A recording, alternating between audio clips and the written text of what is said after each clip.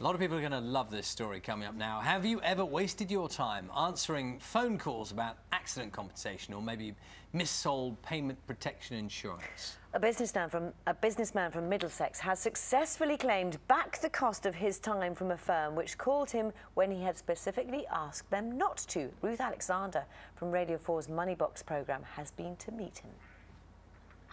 I understand that you've had a loan with payment protection insurance on it, is that correct? After months of unwanted calls from sales companies, Richard Herman decided to fight back. As I've had my time taken by your organisation, I'm taking your time, which... One company in particular, AAC, said it was trying to help Richard claim back payment protection insurance that he'd never actually had via its partner PPI claim line, so he billed them for his wasted time. That I'll charge for my time for speaking to anybody at £10 a minute, so if anybody... I presume that would be the end of it, but to my astonishment, 2 days later they called me again, and then I said to them, as I said before, and as I've recorded, I'm going to charge you £10 a minute for my time. So in the end I sent them an invoice for £195. When he failed to get an adequate response, Richard applied to the Small Claims Court, and before the case was heard, AAC paid up and apologised. Richard was registered with the Telephone Preference Service, which should stop unwanted calls, but it appears some companies don't check if customers are on the TPS list. The Information Commissioner's Office has the power to fine firms who break the rules up to £500,000, but to date it has only handed out penalties to one company which sends spam texts. It is frustrating because we get a lot of complaints every month from consumers, and we speak to these people on the phone. Some people are being almost inundated by nuisance calls. So yes, we would like to see the ICO just take more action, basically. The ICO says it does plan to make an example of serial offenders, but it's also applauded Richard Herman's approach. It was great to see a member of the public actually fighting back in the way that he did.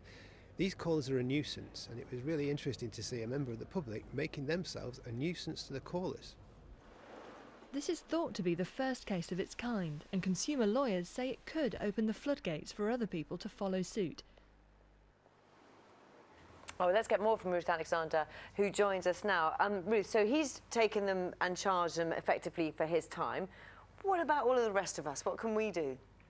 Well, it's hard to know for sure what would have happened if Richard Herman's case had got to court, because the company settled before it did so. So we don't know what would happen if a judge heard this case, whether they would be swayed by his argument. But we've been speaking to consumer lawyers who say that some of these companies who contact you saying you've got a PPI claim to make you're owed £3,000 when actually you've never had payment protection insurance. Some lawyers say they really are misleading you, and they're being quite deceptive.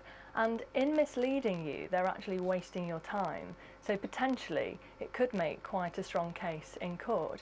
And one consumer lawyer told me that if people banded together and campaigned, a bit like they did with bank charges, perhaps a group of people campaigning could be quite effective against this sort of company.